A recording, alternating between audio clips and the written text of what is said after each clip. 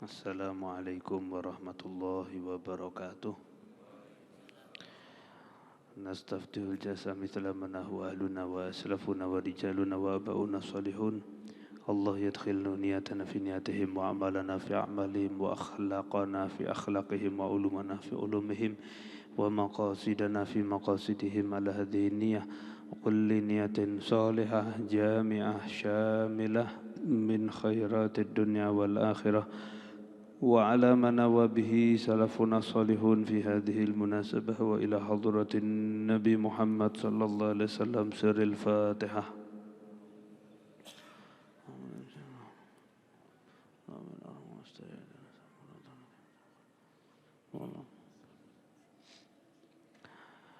بسم الله الرحمن الرحيم. الحمد لله رب العالمين حمدا يوافي نعمه ويكافئ مزيده. أشهد أن لا إله إلا الله وحده لا شريك له وأشهد أن محمدا عبده ورسوله. اللهم صل وسلم وبارك وكرم وعظم ومجد على سيدنا محمد مفتاح باب رحمة الله عدد ما في علم الله صلاة وسلاما دائمين بدوام ملك الله وعلى آله وصحبه. رب اشرح لي صدري ويسر لي أمري واحلل عقدة من لساني يفقهوا قولي. آمين اللهم آمين. Hadirin hadirat jamaah Masjid Zaid yang dimuliakan Allah, kita harusnya hari Senin ini waktunya guru kami Al-Habib Alwi bin Ali Al-Habsyi, tapi beliau sedang di luar kota, maka nanti beliau tukar jadwal dengan Al-Fakir, berarti beliau nanti di hari Rabu. Kitabnya tetap Adabul Alim wal Muta'alim karya Syekhona Hashim Asy'ari. Kita lanjut kitab Dalilut Thalibin karya Al-Habib Alwi bin Ali Al-Habsyi. Kemarin pembahasan mengenai takwa, kita baru sampai pada huruf takwa. Huruf-huruf takwa. Sebelum kita masuk ke pembahasan pengertian takwa yang ada di kitab ini, tapi ada pembahasan tambahan tentang apa itu takwa. Sesuai dengan hurufnya bahasa Arab ada 4 huruf: ta, qaf, wawu, ya atau alif bengkok. Huruf takwa atau kalimat yang namanya takwa itu, orang yang takwa harus punya 4 unsur sesuai hurufnya ini. Nek tiyang niku mboten gadah 4 unsur ini tadi, berarti belum, katanya ulama ahli hikmah, dereng disebut tiang takwa. Kemarin kita bahas baru huruf ta. Ta niku maknanipun, kula baleni sekedhik. Ta niku maknanipun di dalam bahasa Arab menurut ahli hikmah, ta niku maknanipun tiang takwa kedah duweni sifat tadarru kepada Allah, rendah diri dan rendah hati, tadarru. Tetapi kepada sesama manusia tawadhu. Tawadhu niku rendah hati, bukan rendah diri.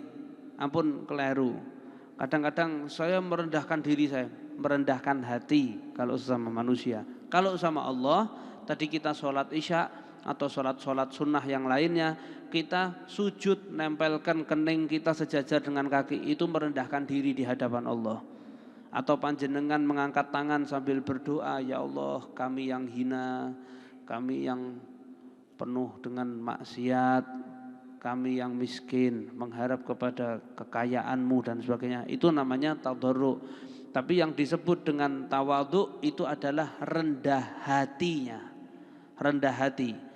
Suami istri, ketika seorang suami itu dapat masukan dari istrinya dan ternyata masukan itu benar dan baik, tawadhu ditampi.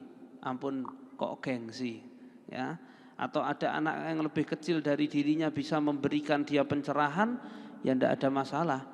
Ketika dia tidak tahu huruf-huruf Al-Quran, ada anak yang lebih kecil usianya tapi kok ngajari TPA, ya kita tawadhu, terima, ya kita tawadhu, terima.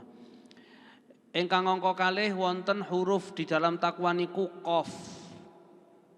Tiang takwa niku kedah duweni sifat qaf. Qaf niku maknanipun qanaah. Qanaah niku trima ing pandum.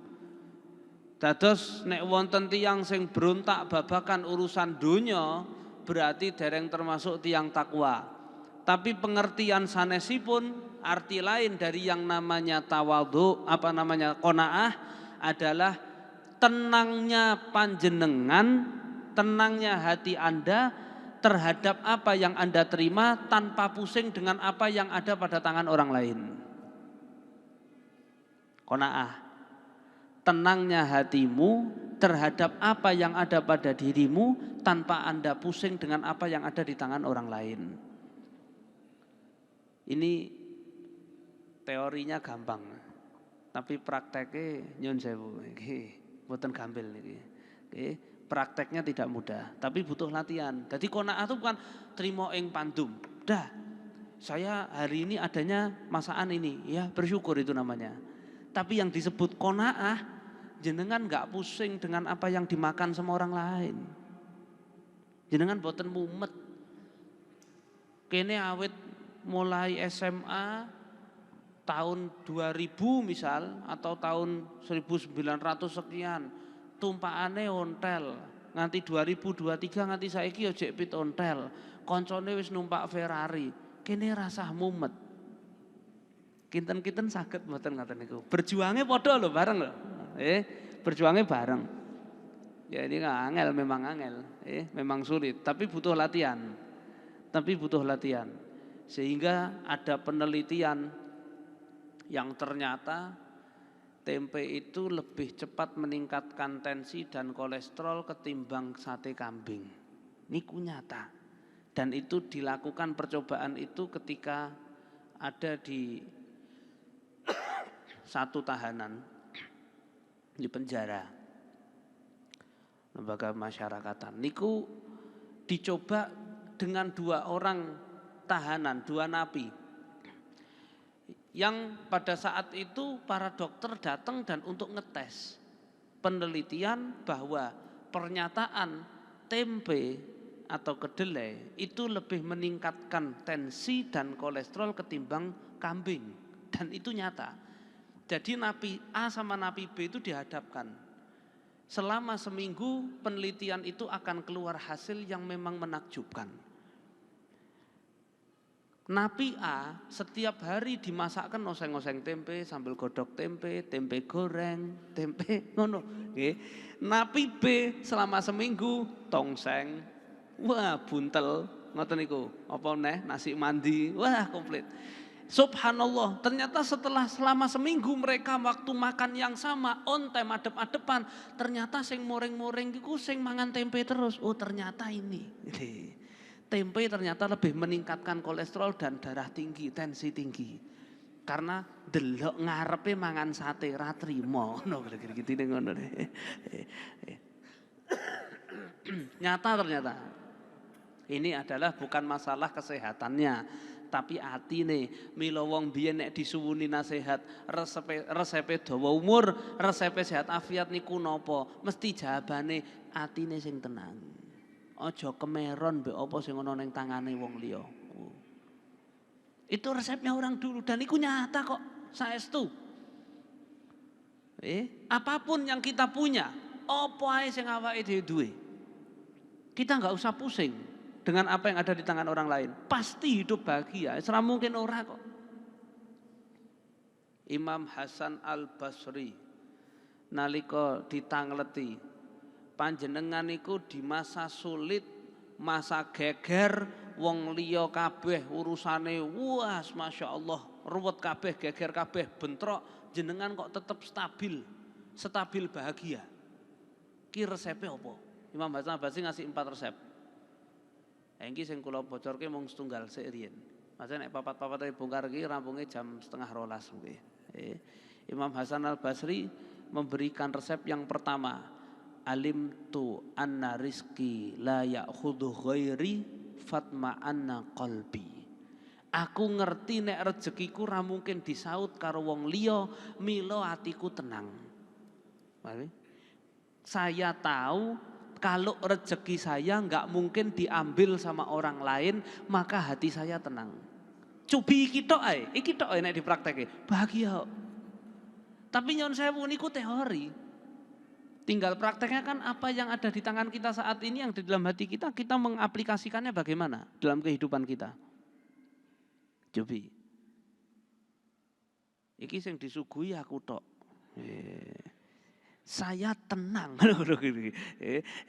Yang mungkin yang di belakang atau yang di tempat lain yang jauh dari minuman ini juga mungkin merasa ya penak tenan. Itu praktek di dalam kita itu berqanaah. Terima ing pandum. Niku ya ora gampang. Umpama ini bukan rezeki saya, ya enggak mungkin kok Allah nakdirkan saya minum ini kok. Mungkin malah kesampluk, malah nyelekit. Sing liyane malah lah kesuwen ra diunjuk malah kesampluk. Piye to, sama. Jadi kita ini sekarang melihat konsep bagaimana qanaah atau terima ing pandum. Kita bersyukur kepada Allah Subhanahu wa taala atas apa yang ada pada tangan kita ini betul-betul kita praktekkan dalam keseharian kita. Kita berusaha. Yang mas-masnya yang belum nikah ini misal suka sama beda jenis ya, yang penting ya. Suka sama orang perempuan. Subhanallah dekat sekali. Alhamdulillah tiba-tiba ada temennya atau temennya anak perempuan ini atau mantane mbiyen sing zaman SMP tiba-tiba datang dan muncul dalam kehidupan panjenengan. Terus jenengan yang sudah kenal baik dan cocok selama tahunan ini tadi tiba-tiba teman ini tadi muncul terus nyaut gitu aja dan dengan mudahnya. Kalau jenengan tahu konsep ini, saya tahu rezeki saya enggak mungkin diambil orang lain maka hati saya tenang. Jenengan tetap bakal bahagia. Alhamdulillah ketawane saiki, ora sesuk. Alhamdulillah ketawannya sekarang, enggak besok-besok. Loh, kan sakit hati. Loh ya wajar.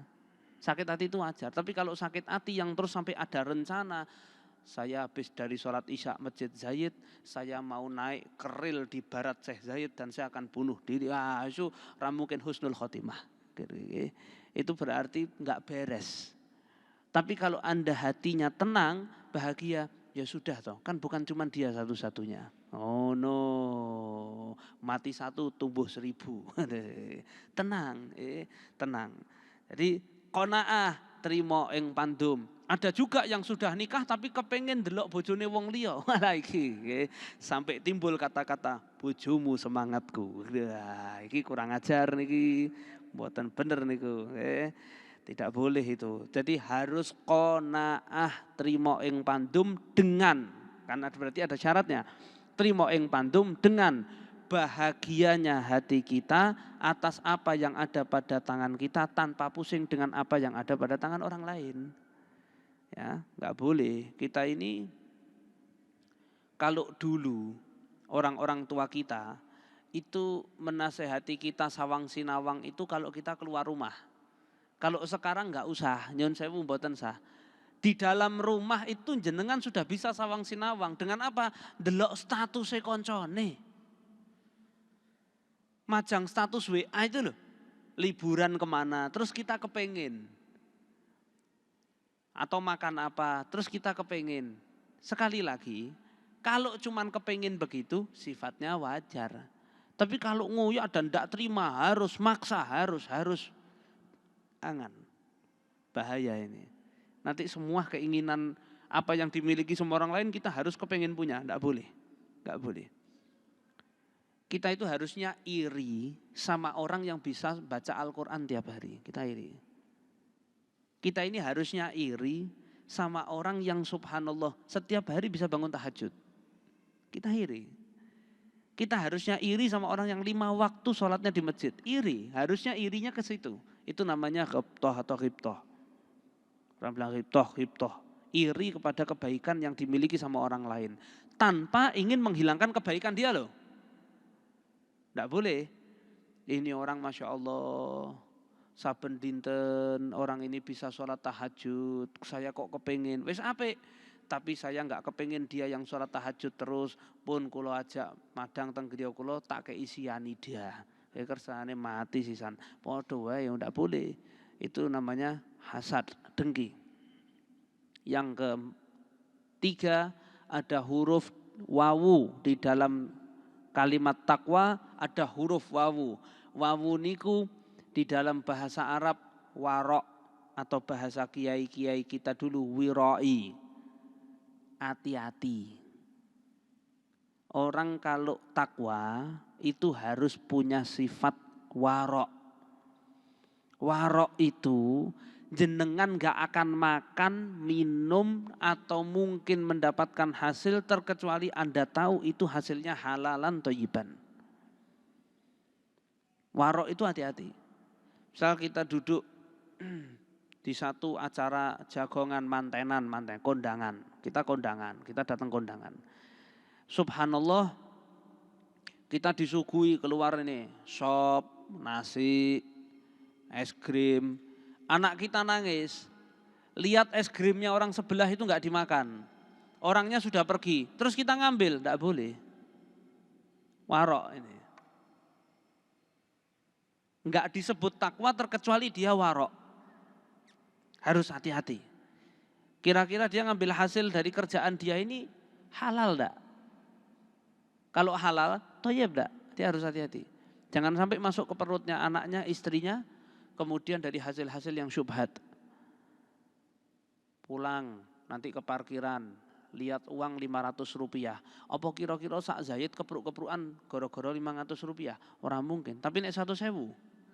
Kan ya dipidak sih. Terus gayane oh ya satar tutup mripate wong sak Zaid ya Allah, ya satar tutup aja nganti ana sing ketok. Terus pura-puranya benaken standar atau apa-apa, set barokah. Lah wong nemu dit syubhat tok barokah kok ngendi iki lho barokah. Ya ora ana barokah. Lah terus baiknya bagaimana? Ngomong sama security-nya, "Mas, saya nemu uang di sini, uangnya siapa?" Jangan dipegang. Jangan jenengan ngambil, jangan. Saya nemu uang di sini, uangnya siapa? Itu bentuk hati-hati kita. Takut saya. Kalau di Indonesia mungkin ya juga dengan apa ya? Ada makanan-makanan itu dengan label apa? Halal misal. Kalau ada makanan tidak ada label halal, jenengan terus ragu, ya jenengan tanya sama yang punya toko, enggak apa-apa. Ini rotinya halal enggak? Di sini jual juga yang kandungan pakai daging babi atau anjing atau apa, atau minuman pakai rum dan sebagainya. Tanya.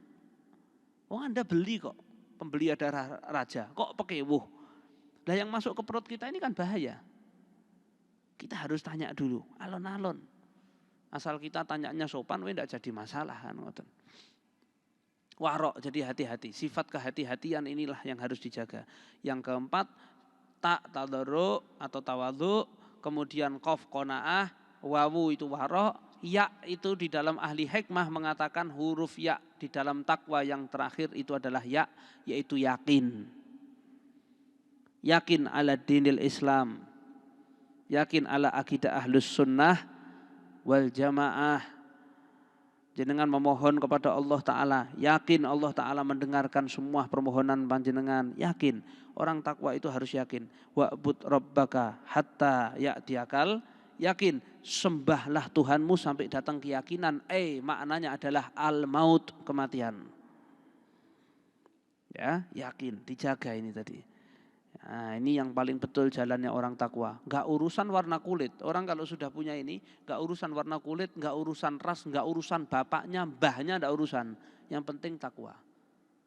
Allah ngangkat derajatnya orang-orang yang takwa. Paling dekat di sisi Allah adalah takwa. Paling menangan itu ya takwa. Mboten urusan jenengan mau punya titel kayak apa. Ya, mau titel akademisi, doktor, profesor, insinyur, terserah. Atau mau punya titel-titel yang urusannya mungkin di dalam keagamaan, al-ustad, al-mukarram, doro, maulana, wah komplit, mungkidina, al-makfur lah. Pokoknya kalau enggak takwa percuma. Ulama enggak takwa percuma. Oh dia ahli tafsir, tapi nafsiri maunya sendiri, percuma, berarti enggak takwa dia. Ya. Lah di sini kitab ini kita masuk pembahasan apa itu takwa, diterangkan sama Al-Habib Alwi bin Ali Al-Habsyi. At-taqwa hiya imtithalu awamirillahi azza wa jal wajtinabu nawahihi sirran wa alaniyatan. Fala tatimmu illa bitakhalli an kulli radhilah wa tahalli bi kulli fadilah. Fahiya at-tariqul ladzi man salakahu tada wal urwatul wuthqa allati man istamsaka biha najah. Takwa adalah menjalankan imtithal awamirillah, sedanten perintah-perintahipun Gusti Allah, perintahnya Allah Ta'ala, dan menjauhi semua larangan Allah, sirron wa alaniyah, dalam kondisi dia sendiri atau dia di halayak ramai. Nek di masjid, sholat Jumat, pengajian khusyuk. Di dalam kamar kosnya, di dalam kamarnya, dia buka video porno. Berarti mboten takwa. Dia cuma takut takwanya sama takmir masjid. Wedi dikeprui takmir masjid. Mung takwane sebatas niku tok. Takwa. Sirron wa alaniyah. Baik itu dalam keadaan sendiri maupun di depan orang. Mau depan orang banyak, mau depan orang sedikit, mau sendiri, takwa. Tetap jaga dia. Itu namanya takwa. Fala tatimmu illa bitakhalli an kulli radhilah wa tahalli bi kulli fadilah. Tapi takwa niku mboten sempurna, tidak akan sempurna terkecuali illa harus bitakhalli, dengan mengosongkan hati pikiran sedoyonipun an kulli radhilah, dari semua keburukan-keburukannya, wa tahalli bi kulli fadilah, dan menghiasi hati dan semuanya tadi itu dengan berbagai macam kemuliaan. Bikuli fadilah. Yang tadinya hobine suudzon saiki husnudzon. Sing maune sombong saiki pun boten. Yang tadinya biasanya dia berdusta sekarang dia berkata jujur. Kosongkan itu. Baru sempurna namanya takwa. Kan yang kita tahu takwa itu kan pengertiannya menjalankan perintah, menjauhi larangan. Wong cekap niku tok. Tapi ini lebih komplitnya lagi. Fahiyya itu maka adalah yang namanya jalan seperti itu, takwa yang seperti itu adalah at-thariq, satu jalan, alladzi, siapapun yang memegang jalan tersebut, tada, dia akan mendapatkan petunjuk. Wal urwah, itu adalah satu tali, al-wuthqa allati man istamsaka biha najah, siapapun orang yang berpegangan kepada tali tersebut, najah, selamat. Pasti selamat orangnya, enggak mungkin enggak. Niki satu pelajaran buat kita, satu pengertian buat kita, bahwa kita tahu yang namanya takwa itu punya beberapa rincian-rincian tersendiri. Sampai-sampai para solehin, ulama-ulama yang dekat sama Allah Ta'ala itu, kalau dimintai nasihat cuman ngomong ittaqullah. Ittaqullah. Mau ngoten tok. Takwa sama Allah. Tapi yang ngomong dekat sama Allah Ta'ala, maka ketika ngomong ittaqullah, masuk ke hatinya para mustami'in. Luluh hatinya. Seperti saya punya guru penulis kitab ini, Habib Ali Al-Habsyi, pernah cerita dulu ada di Jakarta namanya Habib Ali Kuitang. Habib Ali Kuitang niku pernah disuwun pengajian mendadak karena Sohibul Bait ngundang ustadz, tapi ustadznya mboten rawuh. Jadi mendadak beliau diminta badali. Langsung beliau, karena jamaah banyak, mungkin beliau belum murojaah atau bagaimana, beliau orang hebat. Beliau langsung cuman menyampaikan kepada hadirin setelah salam niku, menyampaikan kepada hadirin wal hadirat. Saya cuman pesen sama kalian semua, yang takwa sama Allah, tunduk dan patuh sama Allah. Cuman ngomong begitu, hadirin yang hadir ratusan orang pada saat itu semuanya nangis-nangis. Semuanya, cuman ngomong yang tunduk, yang patuh sama Allah. Semuanya nangis. Beliau tinggal, beliau tutup. Billahi taufiq walhidayah. Assalamualaikum warahmatullahi wabarakatuh. Mau ngono tok nasihate. Wah enak lah kene meh praktek ceramah ngono tok, yang tunduk sama Allah. Billahi taufik wal hidayah. Langsung tinggal. Wah, ketoke langsung panitia coret. Ya susah. Itu karena yang bilang, yang bicara orang yang takwa. Dulu juga begitu, Syekh Abdul Qadir Jailani. Anaknya pulang dari pondok pesantren, ngomong panjang lebar dikasih waktu sama Syekh Abdul Qadir Jailani ceramah. Bawa hadis, bawa yang namanya ayat-ayat Al-Quran, banyak, pinter, cerdas. Rutinannya Syekh Abdul Qadir Jailani di kitabnya Imamul Haddad atau di syairnya Imam Haddad Syarah Ainiyah yang disyarahkan sama Habib Ahmad bin Zain Al-Habsyi, itu yang datang 12.000 sampai 13.000. Rutinan, taklim rutinan itu. Anaknya ceramah. Hadirin, kata. 40 menit, 1 jam ceramah. Biasa, ya semua dengarkan. Ada yang, Masya Allah, Masya Allah. Turun, katanya Syekh Abdul Qadir, nak itu tadi waktumu ya, sekarang Abah. Kau lihat Abah. Hadirin rahimakumullah. Tadi malam, saya lapar betul. Dan posisi saya itu sudah nyiapkan makanan plus greh. Kulo niku rampung nyepake daharan, kulo salat. Rampung salat, lah kok grehe wis digondol karo kucing. 12.000 nangis. Anaknya bingung. Abahku ngomong apa iki mau?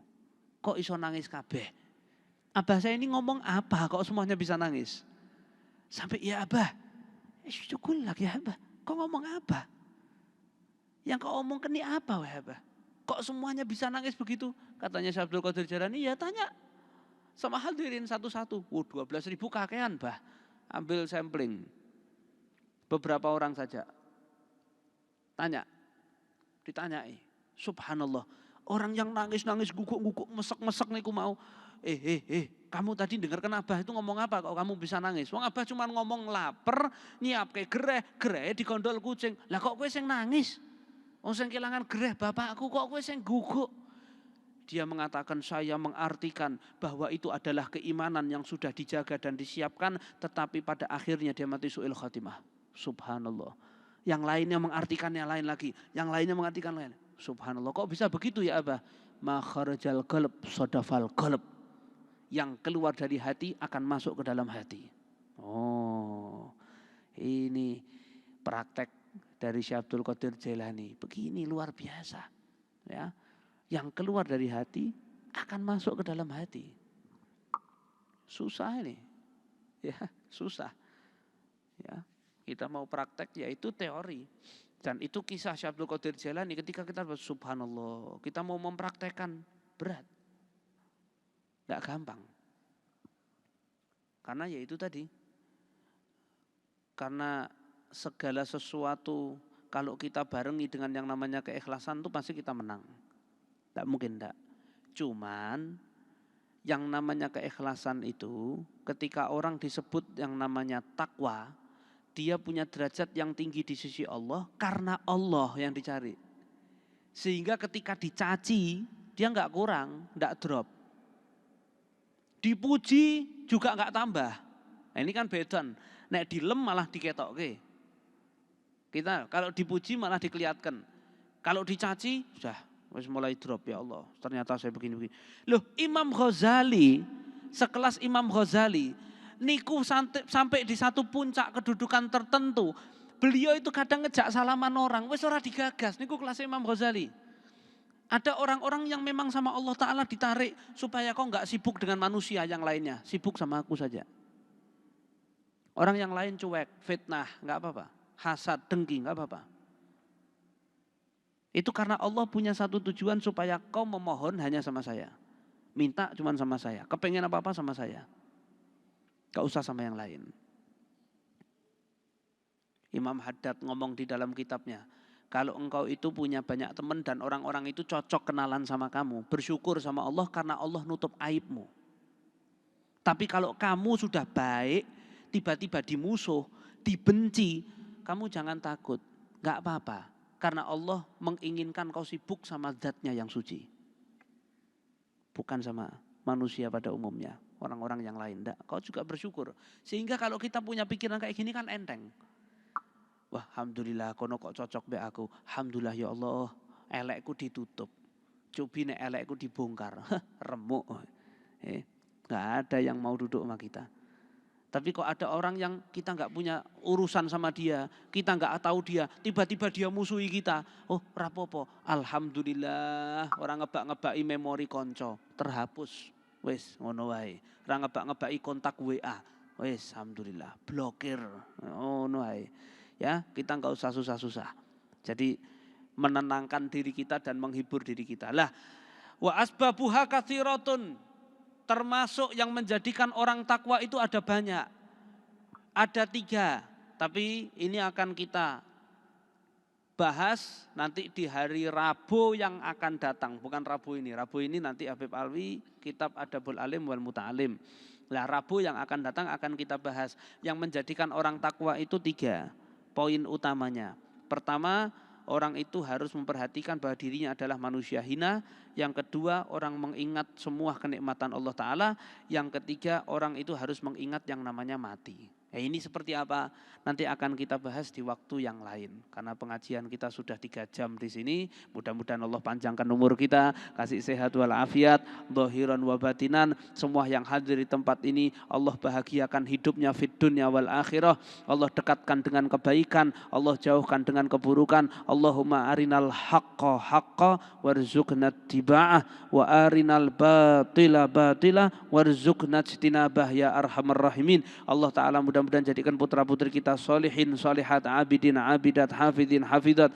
Anak-anak kita min ahlil Quran, min hufadil Quran, min ahlil hadith, min ahlil ilm, min ahli akhlaqil mustafawiyah an-nabawiyah. Mudah-mudahan Allah Subhanahu wa Ta'ala panjangkan usia kita, orang-orang tua kita, guru-guru kita, para alim ulama kita, fi sihatit tammah wal afiyah kamilah, zahiran wa batinan fi taatillahi wa rasulih. Mudah-mudahan Allah Subhanahu wa Ta'ala wafatkan kita dalam keadaan husnul khatimah, dalam keadaan iman wal Islam. Allah ridho, Nabi Muhammad ridho, guru-guru kita ridho. Sebagaimana Allah perkenankan kita ada di Masjid Syekh Zayed ini. So Allah Ta'ala perkenankan kita bisa melaksanakan Allah melaksanakan ibadah di tempat ini. Sebagaimana Allah Ta'ala perkenankan kita bisa melaksanakan sholat di tempat ini.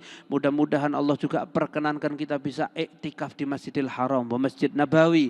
Allah perkenankan kita bisa melaksanakan sholat di Masjidil Haram wa Masjid Nabawi. Mudah-mudahan Allah Subhanahu wa Ta'ala insya Allah jadikan yang terakhir kali keluar dari lisan kita adalah kalimat La ilaha illallah Muhammad Rasulullah sallallahu alaihi wasallam. Ahina alihaya hayu amitili mumitu batna alihaya ba'idhan fa'narfa Nabi yang lain fa'umalun wala banun illa man atallah biqalbin salim bihaqqi rabbana atina fid dunya hasanah wa fil akhirati hasanah wa qina adzabannar wa sallallahu ala sayyidina Muhammadin nabiyil ummi wa ala alihi wa sahbihi wasallam walhamdulillahi rabbil alamin. Al-Fatihah.